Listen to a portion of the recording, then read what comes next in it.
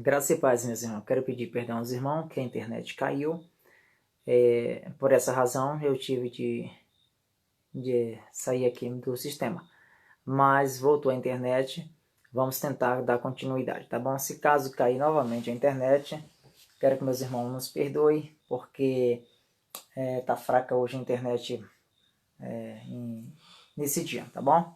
Mas vamos lá. Como eu estava falando sobre a mitologia bíblica, né, que se a Bíblia ela é a palavra de Deus? Claro que não. A palavra de Deus ela é encontrada na pessoa de Cristo Jesus. Ele é o verbo, ele é a palavra.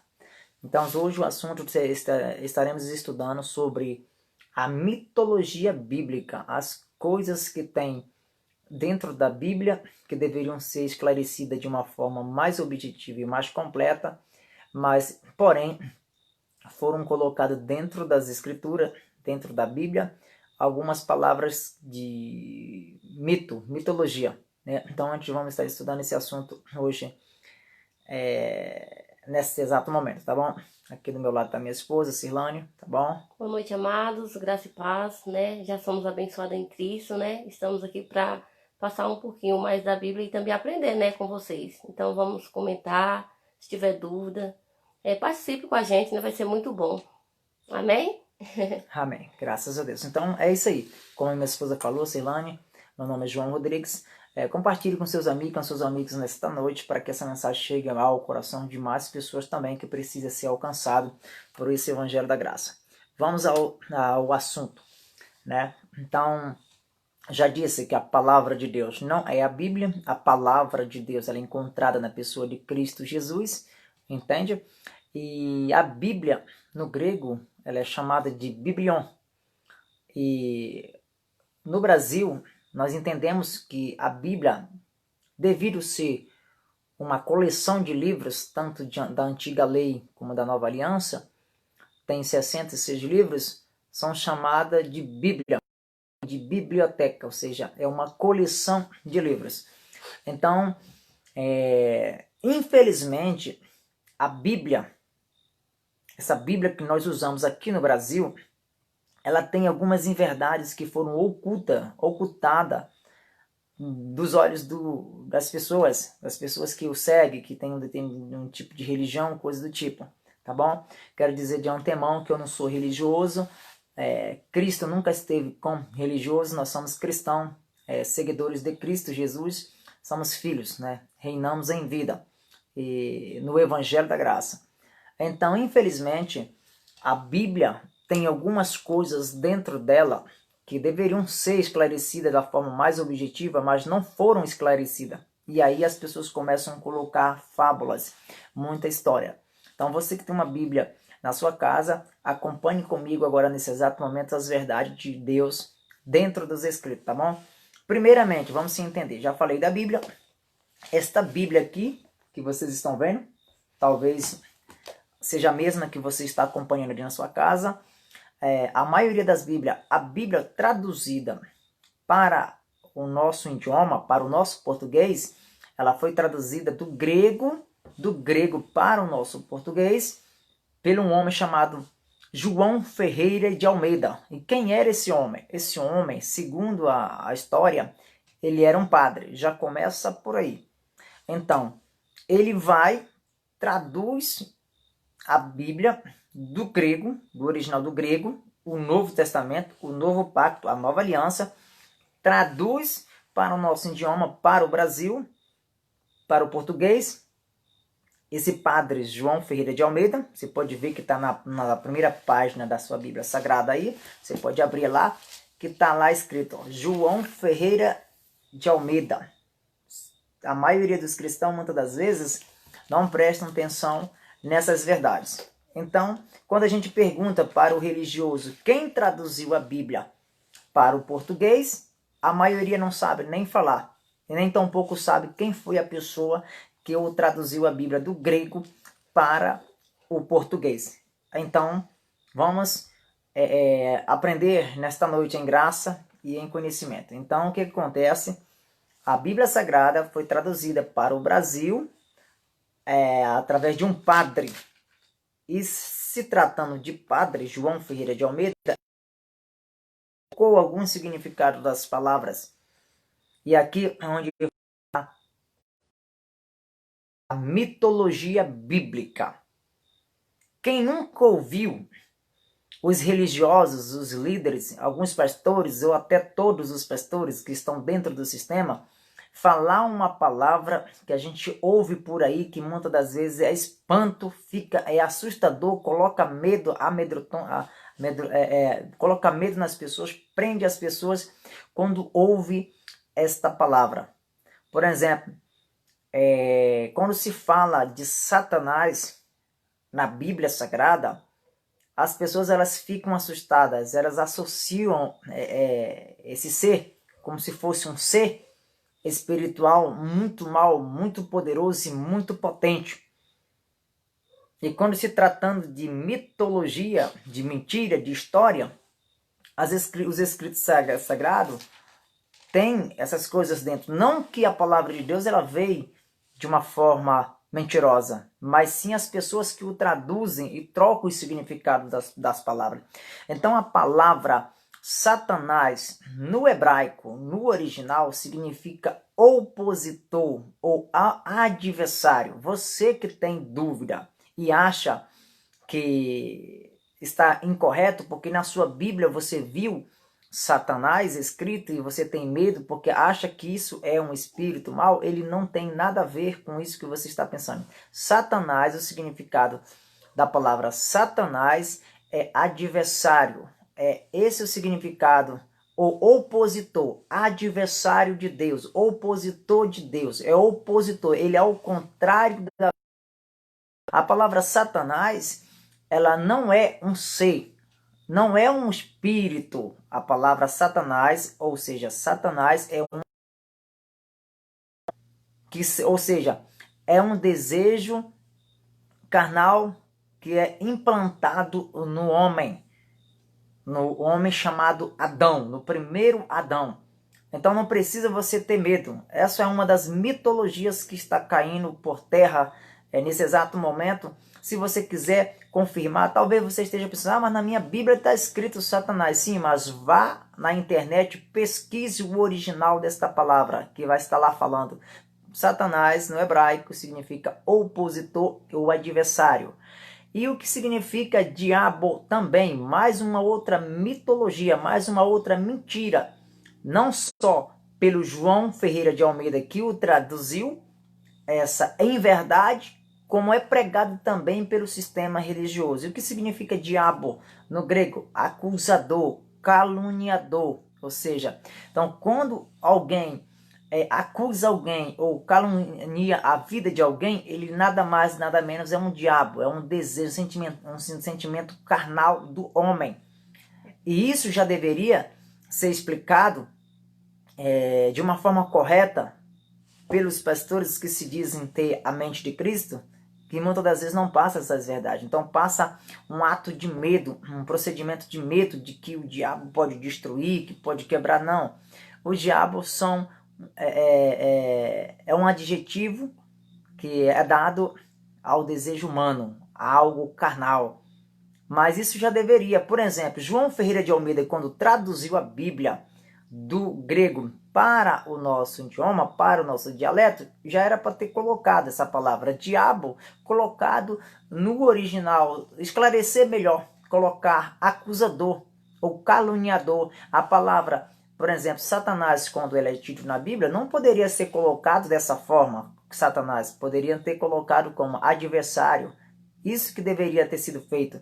Mas o que acontece? Eles, naquela época, alguns anos atrás, o Império Romano, junto com a Igreja Católica, para segurar o povo em suas mãos, começaram a colocar um poder em algo que não é existente, que não existe. E começou as mitologias. Então, se tem uma coisa que os brasileiros não gostam de fazer, a maioria dos brasileiros, é ler, é examinar. Alguns chegam até a dizer que para poder pregar a palavra de Deus, para viver a palavra de Deus, não precisa estudar, não precisa examinar. Então você não está fazendo o que deveria ser feito, não está fazendo o correto como é para fazer. Porque agora nós vamos entrar num texto muito importante que fica em João, o Evangelho, ou seja, o livro histórico de João, o discípulo de Jesus, quando fala aqui nesse livro histórico sobre o examinar as Escrituras. É o capítulo 5 da Palavra de Deus e o versículo 39, se não me falha a memória. Capítulo 5, versículo 39. Só ver se é aqui que fica essa verdade de Deus. Vamos ver o que diz João capítulo 5, versículo 39. Diz assim: examine as Escrituras, porque vós cuideis ter nela a vida eterna, e são elas que de mim testificam. Quem está falando isso aqui? Jesus de Nazaré, nos tempos da sua carne, quando estava aqui na terra, há mais de 2000 anos atrás, ele diz não só para os seus discípulos, como também para os doutores da lei, para os sacerdotes, para os mestres, para os escribas, todos que o ouviam. Ele dizia a palavra-chave para aqueles homens daquela época: examine as Escrituras. Por que examinar as Escrituras? E que Escritura seria essa? Naquela época, não havia ainda a explanação, a editação do novo pacto, da nova aliança. Ele estava mandando examinar o Torá, o Pentateu, o que estava escrito na antiga lei, nos profetas, nos reis e etc, etc. Por quê? Para identificar a pessoa do Messias. Então, Jesus de Nazaré, quando naquela época ele está fazendo seus prodígios e maravilhas sobre a terra, ele manda o ser humano examinar as Escrituras. Imagine hoje. Agora eu te faço uma pergunta nesta noite, você que está me vendo, acompanhando eu e minha esposa fazendo essa live sobre a mitologia bíblica. Eu te pergunto nesta noite, você que está vendo essa explanação, você teria coragem de fazer uma cirurgia com um médico que não estudou medicina? Será que você teria coragem? Você teria coragem de pegar um voo em um avião e sair de um país para outro com um piloto que nunca fez uma aula sobre manusear aquela máquina? Eu tenho certeza que você não faria isso. Eu tenho certeza que você não deixaria um médico fazer uma operação em você sem ser conceituado, sem ser estudado dentro do determinado assunto, e nem tampouco ia viajar de um lugar para outro com uma pessoa, com um piloto que não tem experiência, que nunca pilotou uma aeronave. Eu tenho certeza que não. O que eu quero te dizer nesse exato momento? Que a maioria hoje das pessoas que querem examinar a palavra de Deus, que querem pregar a palavra de Deus, eles não têm o contato com a palavra do Senhor. Eles não leem as Escrituras, eles ouvem as Escrituras. Geralmente tem um líder falando e eles ouvem. E quando eles ouvem essa inverdade, essa mitologia, eles passam para frente sem saber se é verdade ou não. O certo é que quando as pessoas estão falando da palavra de Deus, você examinar as Escrituras para ver se de fato bate de acordo com aquilo que a pessoa está falando. Então a maioria das pessoas hoje, elas querem ser pregadores, querem explanar a palavra de Deus, mas não tem compromisso com as Escrituras, não examina as Escrituras para saber se é verdade ou não. Por que a maioria das pessoas, dos evangélicos, do sistema religioso, não sabe o significado da palavra Satanás? Porque não estuda as Escrituras, não procura, e hoje está tão fácil para que nós podemos examinar sobre essas verdades. Você vai na internet e coloca lá o que é o significado da palavra Satanás. Aí vai aparecer adversário ou opositor. O que é o significado de diabo? Vai aparecer acusador, caluniador. Ou seja, é um desejo sentimental carnal que há dentro do homem, da raça adâmica, do primeiro Adão. E não tem nada a ver com ser espiritual. O que significa Satanás, como eu disse agora há pouco? É um adversário, é um opositor, é apenas um adjetivo, não tem nada a ver com o que as pessoas pregam, que é um bicho destruidor, enfim, precisa ser examinado as Escrituras para não se perder. E quando João Ferreira de Almeida traduziu a Bíblia para o português, deveria ter colocado, no lugar desse significado dessas palavras tanto Satanás como o diabo, colocar a palavra correta. Satanás, adversário, é diabo no grego, acusador. Mas esconderam isso das pessoas. E os cristãos hoje, os evangélicos hoje não gostam de estudar. Eles gostam de falácia, eles gostam de filosofia, eles gostam de fábulas humanas. Eles acreditam em outras coisas, mas não acreditam na palavra de Deus. Porque quem é que dá o conhecimento? Quem é que faz crescer em graça e conhecimento? É a palavra. É a palavra do Senhor.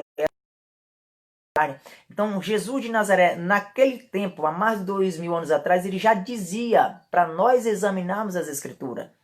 E é por isso que quando a gente vai para Mateus capítulo 22 e versículo 29, se não me falha a memória, se você quiser acompanhar essa verdade comigo aí na sua Bíblia, que está na sua casa, acompanhe comigo. Eu gosto de crescer em graça e em conhecimento dentro da palavra de Deus. Aquilo que eu disse agora há pouco. Quando você está falando da palavra de Deus para alguém, faça com que a pessoa tenha contato com essa escritura para saber se de fato é verdade.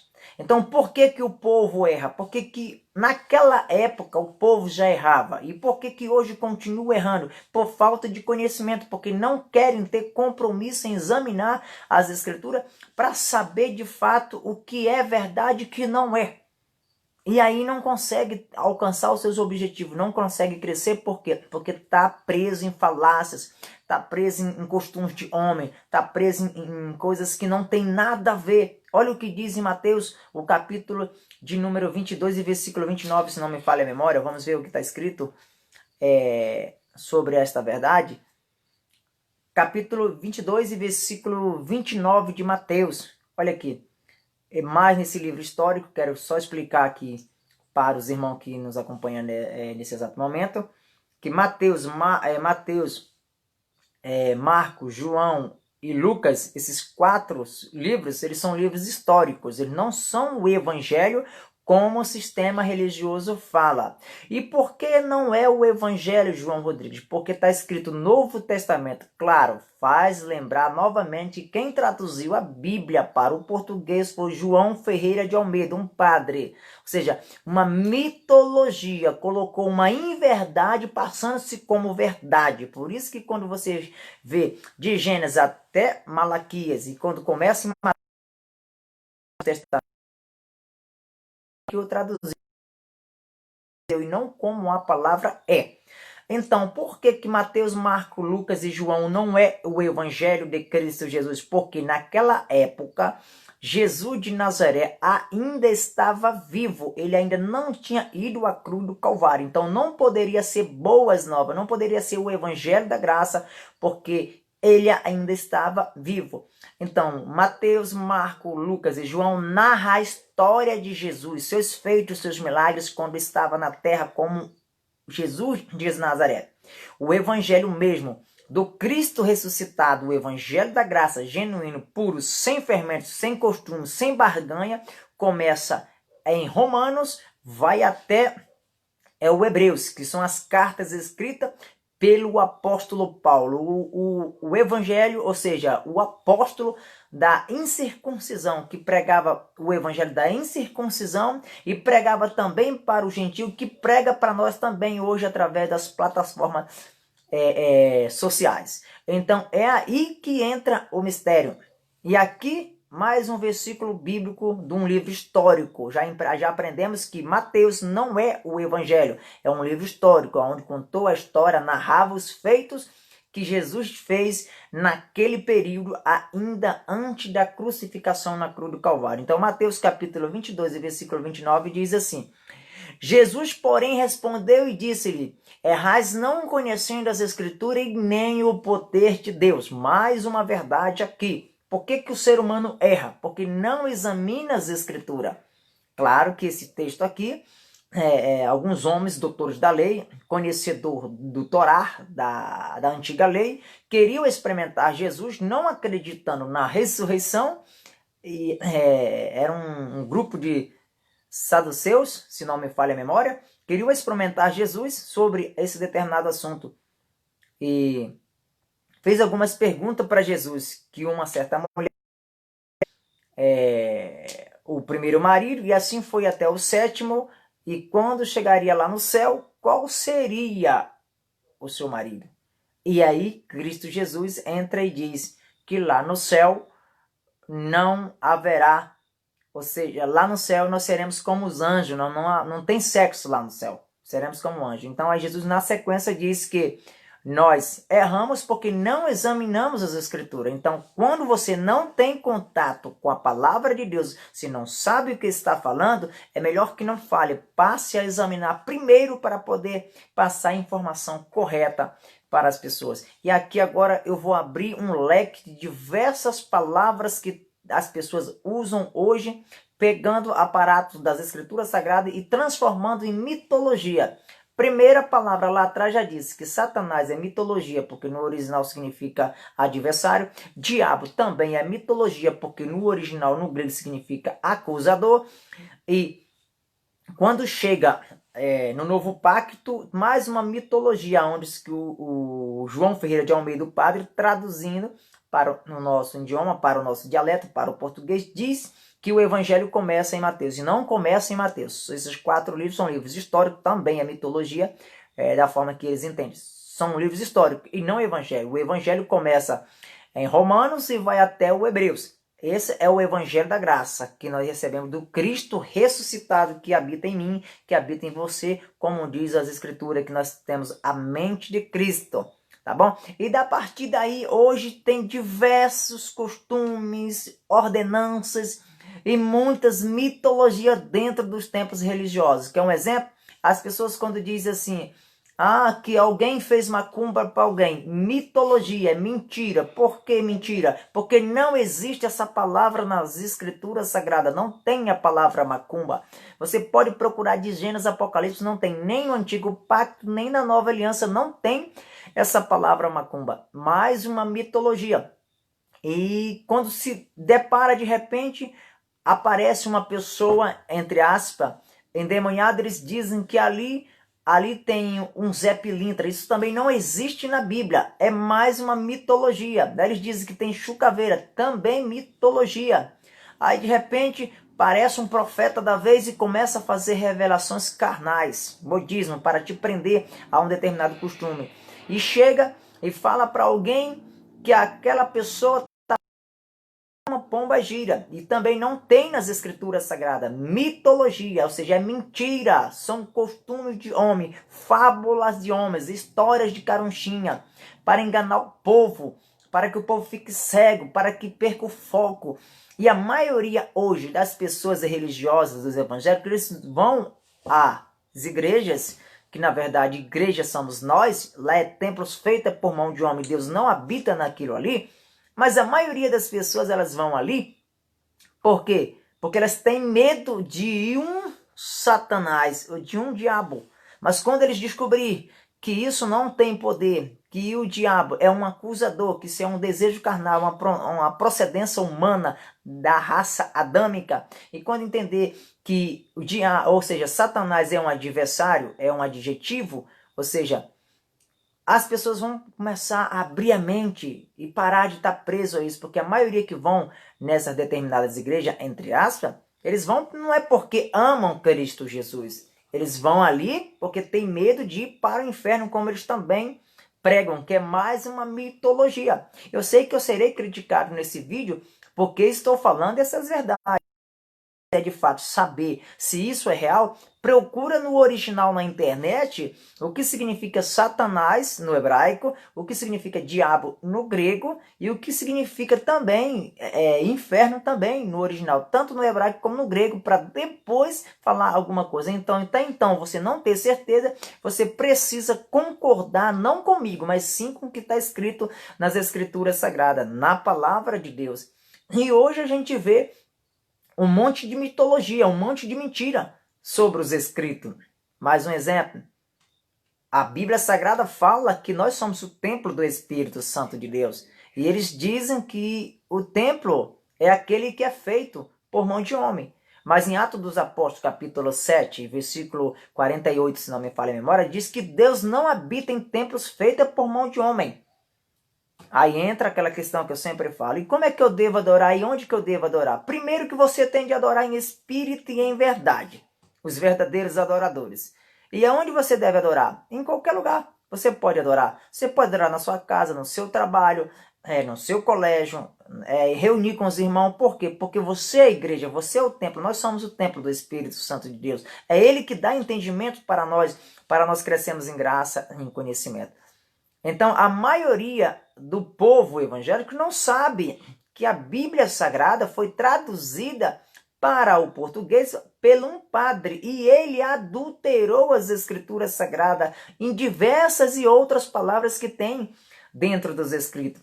E nós só vamos saber dessas verdades examinando as Escrituras. Não adianta acreditar na revelação do pastor A, do pastor B, se você não ir para as Escrituras. Então a maioria das pessoas hoje acredita no lenço, que é mitologia, acredita no banho de descarrego também, que é mitologia, acredita que tem de buscar Deus no monte, é mitologia, porque Deus não está no monte, Deus está dentro de você, você é templo e morada do Espírito Santo de Deus, entendeu? Acredita que para Deus te dar uma benção, você precisa fazer uma campanha, também é mitologia, é mentira, porque não tem essa palavra na Bíblia, campanha, mas eles estão espalhando por aí. Você não precisa fazer uma campanha para ser abençoado ou para ser abençoada, porque você já é abençoada, você já é abençoado na pessoa de Cristo Jesus.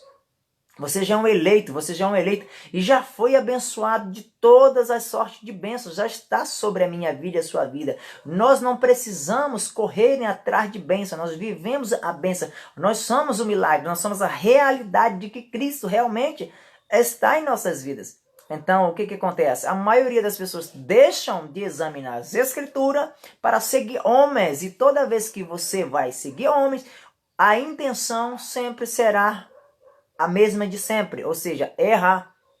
E o conselho que eu te dou nesta noite, meu amigo, minha amiga que está vendo, é que devam crescer em graça, em conhecimento, tirar um tempo para examinar as Escrituras, para não se deparar com essas inverdades que está contaminando as pessoas. É muita revelação que não tem base bíblica. A profecia já foi revelada, a palavra de Deus ela já é revelada. Tudo e qualquer situação que você queira saber na sua vida, em qualquer área da sua vida, você só precisa abrir o Evangelho da Graça, que começa em Romanos e vai até os Hebreus, que Cristo vai te esclarecer, Ele vai te dar um entendimento. Nós vamos crescer em graça e crescer em entendimento. Então hoje as pessoas estão presas a templos religiosos, a barganhar. E Deus ele não aceita barganha, Deus não negocia com ninguém. Deus ele é dono de tudo, Ele é soberano, Ele é poderoso, Ele é magnífico. Vou te mostrar uma verdade aqui da palavra do Senhor, que está em Efésios capítulo 1, versículo 1 em diante. Eu vou fazer algumas leituras aqui, explanar essa passagem para mim e para você nesse exato momento, para que nós possamos crescer mais em graça e mais em conhecimento, tá bom? Então estou muito grato e feliz de saber que nesse exato momento já tem irmãos, tem irmãs que estão nos acompanhando essas verdades de Cristo, tá bom? E mais grato ficarei se você compartilhar essas verdades com seus amigos, com suas amigas, com as pessoas que precisam ouvir essas verdades. Não verdade que eu estou falando, mas sim o que a palavra de Cristo fala. O novo evangelho, o evangelho da graça, tá bom? Em Efésios capítulo 1 e versículo de número 1 em diante, vamos ver o que vai falar nesta palavra maravilhosa. Olha o que diz em Efésios capítulo 1, do versículo 1 até o versículo 5. Preste muito bem atenção, meu amigo, minha amiga, que nos acompanha nesse exato momento. Olha só que maravilha. Enquanto as pessoas dizem que para você receber o seu milagre, para que você seja salvo, para que você seja eleito, para que você seja abençoado, precisa ir em um determinado templo regido por homens, eu te apresento o Evangelho da Graça, apresentado nas Escrituras Sagradas, que você já é abençoado de antemão. Então preste atenção quando eu começar a ler essa passagem bíblica, em Efésios capítulo 1, do versículo 1 até 5, diz assim: Paulo, apóstolo de Jesus Cristo, pela vontade de Deus, aos santos que estão em Éfeso, fiéis em Cristo Jesus. Olha que maravilha. Fiéis em Cristo Jesus. Hoje nós somos seguidores de Cristo Jesus, o Cristo ressuscitado, aquele que habita dentro de mim e de você, aquele que vive e reina para sempre. Por isso que nós reinamos em vida com Cristo. Nós somos seguidores de Cristo, ou seja, nós somos filho, Abba Pai, reinamos em vida. Isso é maravilha, é bênção. Olha o que diz o versículo de número 2.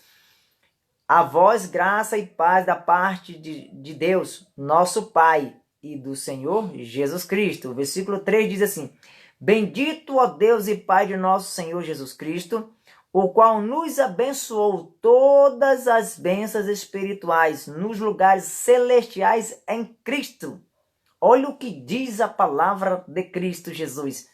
Ele não vai nos abençoar. Aqui diz que ele já nos abençoou. As bênçãos, elas estão completas na minha e na sua vida. Enquanto muitas pessoas estão indo atrás de homens para ser abençoado, de colocar a mão na cabeça para ser abençoado, que tem de ser banhado com óleo para ser abençoado, nós já somos abençoados, porque hoje o óleo que reina em mim e que reina em você é o óleo do Espírito Santo, é o Espírito Santo de Deus que habita dentro de nós, que faz com que nós já somos abençoados. Então isso é uma maravilha, essa é uma verdade profunda, que muitas das vezes as pessoas rejeitam a verdade de Cristo, dizem que pregam o evangelho, mas rejeitam as verdades do que está na palavra do Senhor. Em Efésios capítulo de número 1 e 3 diz: Bendito o Deus de Pai nosso Senhor Jesus Cristo, o qual nos abençoou com todas as bênçãos espirituais.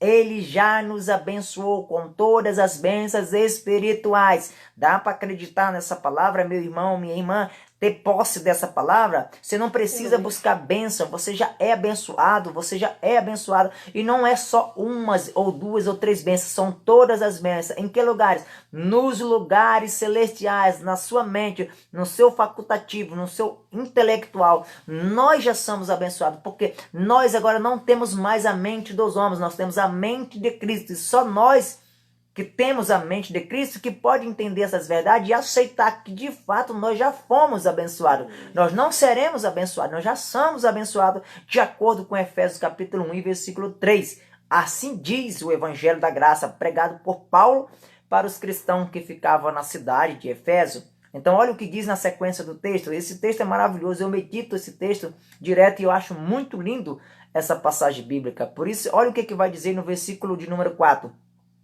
Como também nos elegeu nele, antes da fundação do mundo, para que fomos santos e irrepreensíveis diante dele em caridade. Olha que palavra forte, meu irmão, minha irmã. Você que está chegando agora, que está vendo essa live, vai aí clicando aí, vai logo compartilhando com seu amigo, com a sua amiga, para que essa palavra, que essa verdade chegue mais rápido ao coração do seu amigo, da sua amiga, porque aqui é a palavra de Deus, aqui não tem barganha, aqui não tem filosofia, aqui não tem historinha de carunchinha, aqui é a palavra de Deus que está sendo explanada e pregada nesse exato momento, não só para mim, mas para todos que seguem nesse exato momento. Então presta muito bem atenção. Como também nos elegeu, o Senhor não vai nos eleger, Ele já nos elegeu.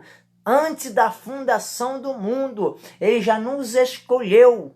Por quê? Porque nós somos filhos agora e não somos mais servos. Nós não somos escravos, nós somos filhos do nosso Senhor e Salvador Jesus Cristo. Então Ele já nos elegeu, como também nos elegeu nele, antes da fundação do mundo, para que fôssemos santos, irrepreensíveis. Aleluia! Irrepreensíveis diante dele em caridade. Que maravilha, que palavra abençoada, palavra forte, fiel e verdadeira.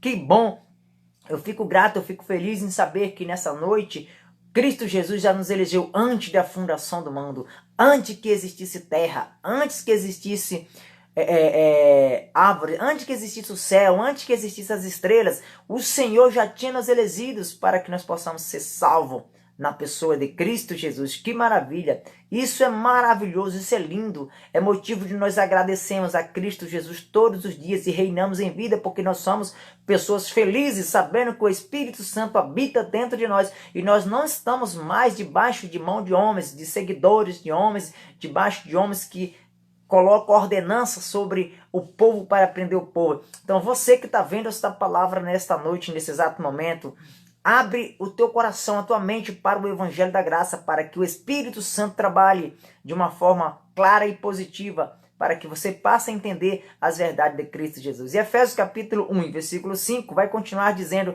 verdades mais sobre a palavra do Senhor.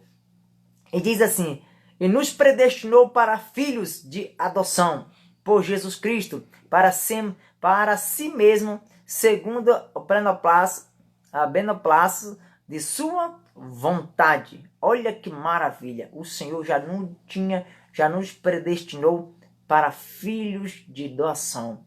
Que maravilha! Que coisa linda e maravilhosa é esta palavra.